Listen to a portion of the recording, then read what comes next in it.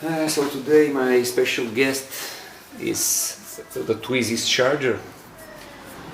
As you know, the 2012 version had an issue, had a problem. They break very fast. They fixed that after. What you see right here are 3 different models, different years. I will try to take a look. They're all broken, and after analyzing this I will let you see problems that you could find on these chargers. They're very expensive, so it's better if you take a look at it first before buying a new one. And hopefully this will help. Hopefully you will have an issue like one of these right here. And nothing. Let's get down to this job. I won't be annoying with the opening procedure. It's very simple. You have all these torque screws. You will have to open the most of them, and let's see. I will open the last one and then I will show you the problem of each one. So after opening these 3 boards right here and others in the past, I came to this conclusion.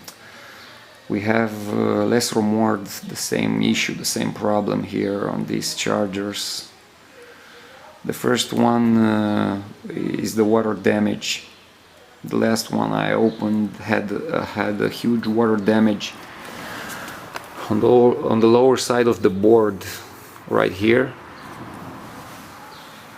These chargers are installed on the lower side of the vehicle, so if water gets a certain pressure in this area, you could get water in there. As you can see, the sealing system it's not so good. We have some low quality foam right here. It's not even rubber, so it's easy getting water in there. The next thing you want to check is this vent right here. You have to be sure that that's okay, because this vent right here in some cases blocks, and it will give you errors. You will have problems with that. You have another vent right here inside. Also you want to check that, but I never had problems with that. Right here on this one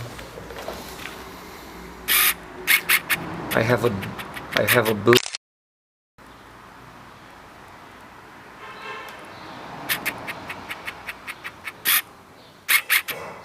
Let's get a zoom in there and let's see. As you can see, this one's blown. It's open. It's literally blown, this transistor right here. I also have this fuse right here. That's not good.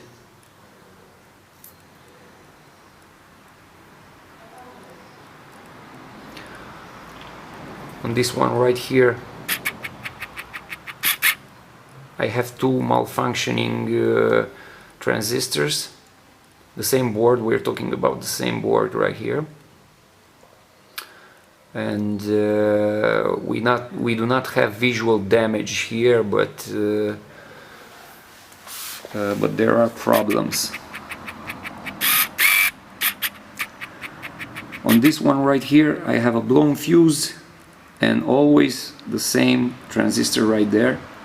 So that makes me think this this is usual. This kind of a problem you will face in these chargers right here when we're talking about electronics. If we're not talking about water damage or vents, malfunctioning vents, I think you should take a look at the fuses and this board right here on the right side.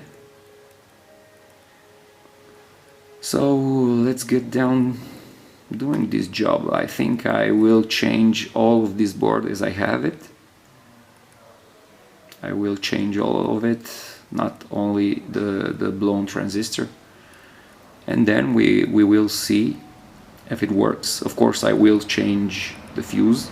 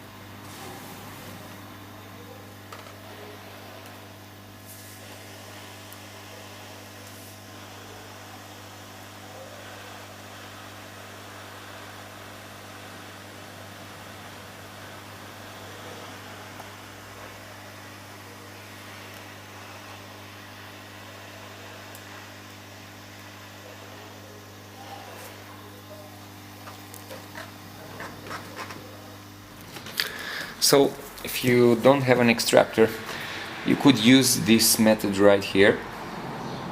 Instead of the extractor, you could use compressed air.